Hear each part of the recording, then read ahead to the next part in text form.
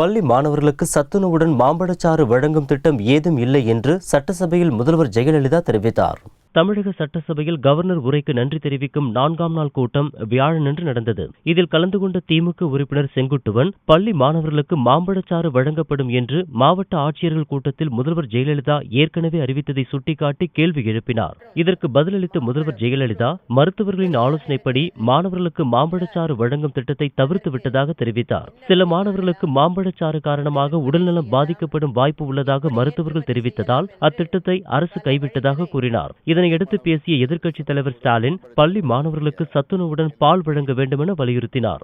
மாம்பழச்சாறும் மாம்பழ கூழும் உபரியாக இருக்கிறது என்றால் அதற்கு என்ன வழி காணலாம், எப்படி விற்பனை செய்யலாம், எப்படி ஏற்றுமதி செய்யலாம் என்று பல வழிகளை அரசு ஆராயும். ஆனால் இதற்காக பள்ளி குழந்தைகளுக்கு மாம்பழச்சாற்றை கொடுத்தால் பள்ளி குழந்தைகள் எல்லோருக்கும் இது ஒத்துக்காது. பல குழந்தைகளுக்கு டிசென்ட்ரி ஏற்படுகின்ற ஆபத்து இருக்கிறது. ஆகவே அது உகந்த திட்டம் அல்ல என்பதை தெரிவித்துக் கொள்கிறேன்.